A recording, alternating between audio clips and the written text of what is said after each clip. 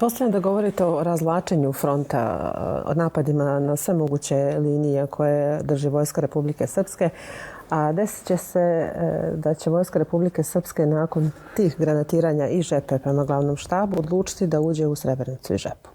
Šta nam možete reći o tim operacijama? Ja nisam učestvovao bio su mi glavne snage bile na Treskavici, nisam učestvovao u operaciji Krivaja 95, ali poznato mi je da je zadatak Drinskog korpusa bio da razdvoji praktično enklave i vrati ih u granice koje im je odredio Savet bezbednosti Ujedinjenih nacija kao zaštićene demilitarizovane zone. I tako su i grupisane snage. I sad, kad se kaže operacija Krivaja 95, ja čak, ona nosi zvanično naziv tako, ali prema obimu angažovanih snaga, to nije operacija. Jer nisu učestvovali snage Drinskog korpusa. Prema radi, ne znam, iz Zvorničke brigade učestvovali, čini mi se da je najviše manevarski odredi, da li je još nešto van toga učestvovalo. Iz ostalih brigada možda po jedna četa. I kad to sve sastavite, to dođete do jednog broja od otprilike 2 brigade. Znači, to nikako ne bi moglo da se zove operacijom, niti ima po obimu angažovanih snaga značaj i karakter operacije. To je jedna bitka, boj koji se vodila na strogo određenom pravcu sa strogo određenim zadatkom. Šta se desilo? Desilo se to da je prosto jedno potpuno neočekivano i kukavičko ponašanje 28. muslimanske divizije. Ona se izmakla ispod pravca napada Vojske Republike Srpske. Pružili su otpor jedan dan, drugi dan i odjednom su nestali. I vojnička logika vam nalaže, ako nema neprijatelja, zašto nešto ne bi uzeli što vam je ostavljeno na tacu?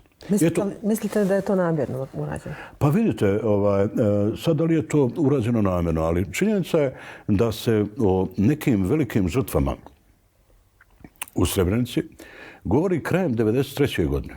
Ja imam taj bilten, čini se da zove Srebrenički glas ili tako nešto. Znači, znate kako u tim uslovima na običnoj pisaćoj mašini rađen, kucano, i intervju sa, tada je to bila operativna grupa 8, komandantom operativne grupe 8, koji je bio kasnije komandant divizije. I jedno od pitanja je, jer snage te operativne grupe su do proljeća 1993. godine kontrolisale ogroman prostor.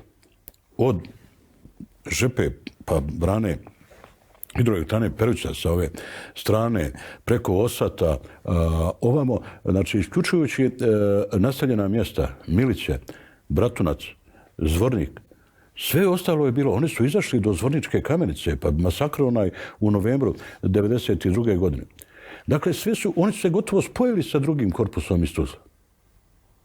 I onda, kada više mi smo sad ponovo bili presječeni. Pa znate koliko smo imali žrtava samo na ovoj putnoj komunikaciji Zvornik, Šekovići, gdje su neprekidno postavljali zasjede, ubijali bez ikakvog ograničenja putnička vozila, autobuse sa civilima i tako dalje.